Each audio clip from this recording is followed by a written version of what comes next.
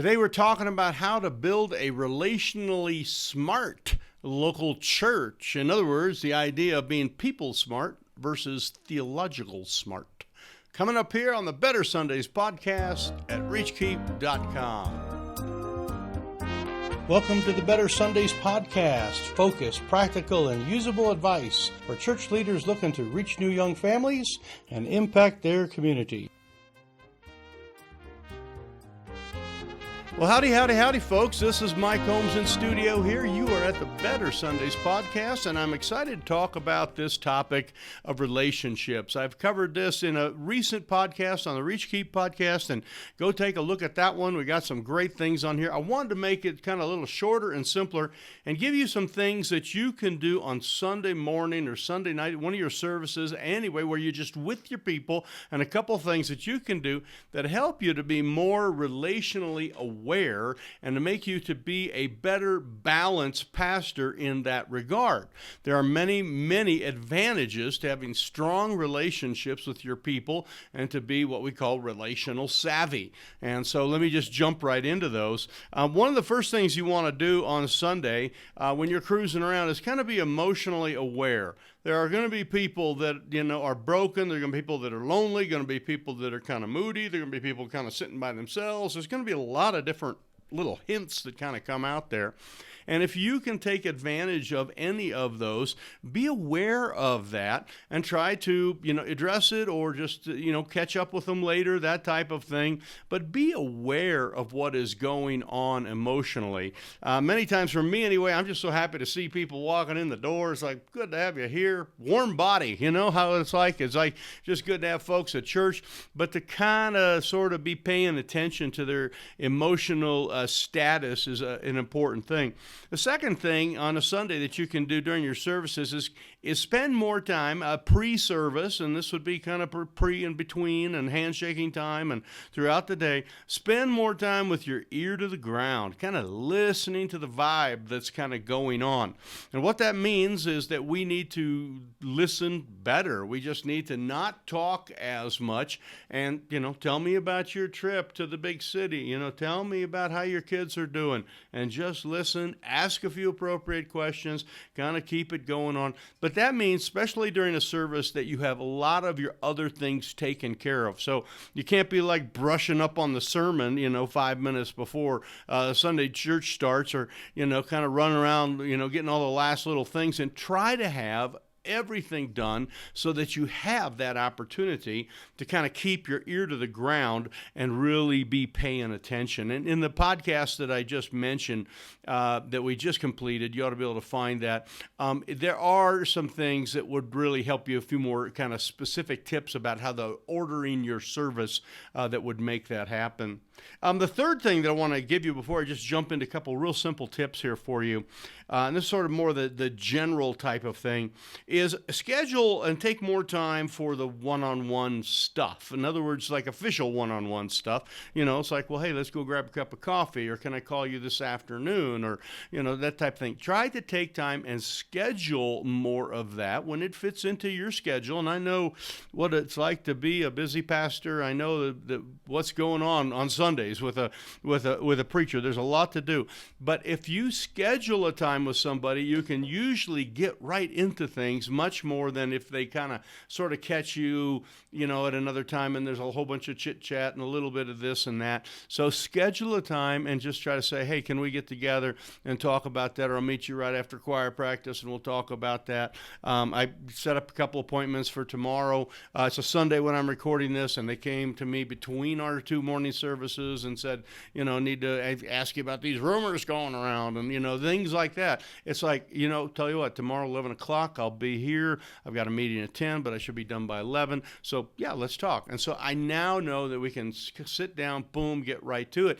But it's a one-on-one type of meeting, and you want to have more one-on-one type of meetings. You don't want to fear those things. You want to make sure that you have opportunity. People need to talk. In fact, there's a lot of things that people need to do that are one-on-one that they can't do during a preaching service. And I put together a list, and I've got it right here. There's 9 relational type of things that can be done and should be done, and those are everything from like crying on someone's shoulder to explaining something a little bit better, kind of taking away the confusion or adding some clarity. A lot of things that you just can't do on a Sunday from a pulpit, but you can do one-on-one. And if you would like that list, it's available on our website. You just go to reachkeep.com/ and then write the word 9, N-I-N-E, okay? And it'll get there because there are 9 relational opportunities there that will really help you to kind of be that thirst quencher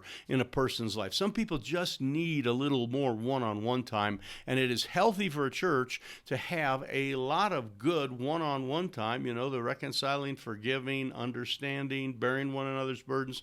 Those are all biblical things. So let me give you these few little tips that kind of really help me. On a Sunday during the services, people are coming in.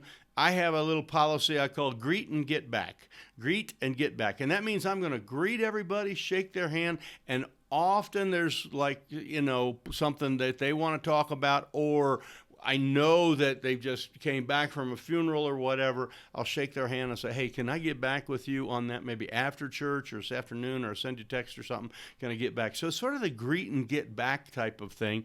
And people, as long as they've been acknowledged and they know that they're going to get a chance to talk to you, that is a good thing. So yeah, and sometimes they'll say, oh, don't worry about it, Pastor. And it's like, okay, well, I'll see you then tonight, or I'll see you Wednesday at small group. You can tell me about it if you have some time.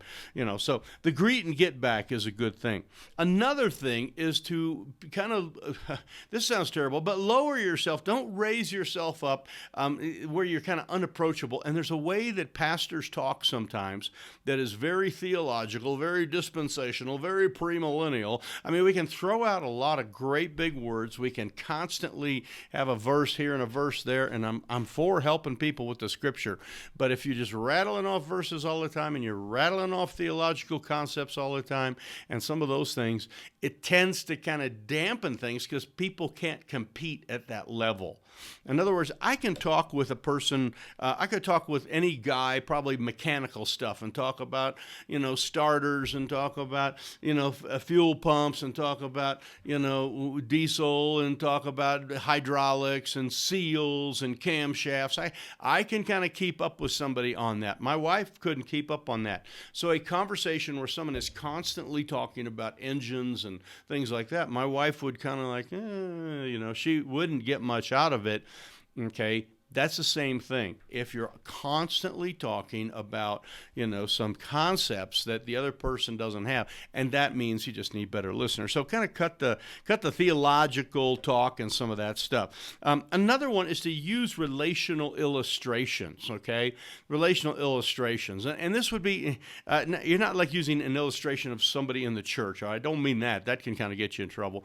But the idea of like, hey, have you ever been really lonely? Okay, you need a friend in Jesus or whatever. How many ever been just so lonely and there was no one ever to talk to? How have you been, you felt like you were left out of the conversation? How many of you felt like you were kind of disparaged a little bit? Those are kind of relational type of words, and you can kind of, how many of you been through that? Then you can go into your Bible illustration or your verse to solve those type of things, but you're starting to kind of keep relational type stuff, good things, up to the top because you're using it in an illustration.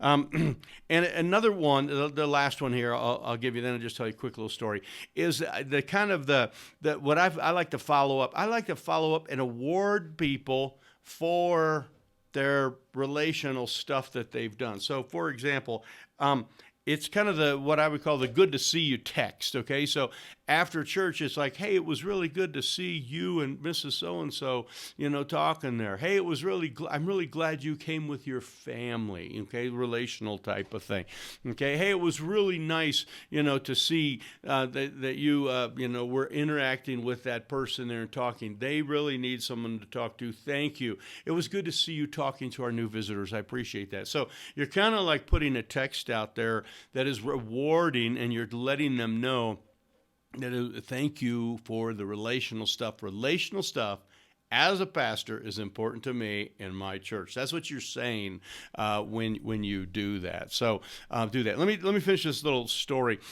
Just the other day, I was a little bit discouraged on some things, and I was kind of getting a few texts out, and I'm sorry, I'm still sick. I apologize for that.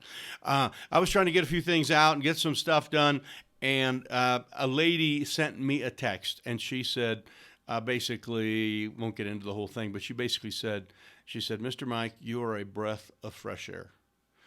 I can't tell you how much that helped me at that time.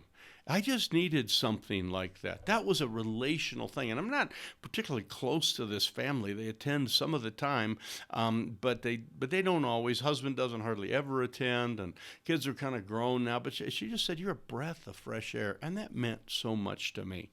What I'm just saying is you have the opportunity to text people and talk to them. There are some things that you can do. And it is for them to get a text, that says, well, put it this way. How would you feel if someone sent you a text that said, Pastor, thanks for being dispensational. Thanks for being premillennial. If you got a text that kind of had a doctrinal thing, but if you got a text that said, thank you for listening to me. Thank you for being understanding. Thank you for caring for my friend and talking to them during the service. You see, if you got a text like that, it would mean the world to you. The breath of fresh air text, I want to go print it and put it on, blow it up on a copy machine, put it on my wall. I mean, that was how good it meant to me, how much it meant to me. You can do that too. And you need to do that to be relational with your church. You need to be relational savvy. You need to be strong in relationships in your church. I'm for the preaching. I'm for the Bible. I'm for discipleship. Go get them, evangelism. Let's get all that done. But let's have some strong, relationally strong churches. If you need some help on that, the 9 things here, you can get that, reachkeep.com/9. And as always, thank you for being with us. And if you would hit the share button, that would be good. If you would hit the thumbs up button, that would be good. And if you subscribe, if you never have, then welcome. Good to have you here on board, our YouTube channel or our podcast, but subscribe wherever you are. So thank you so much, and God bless you. This has been Mike at the Better Sundays podcast at reachkeep.com.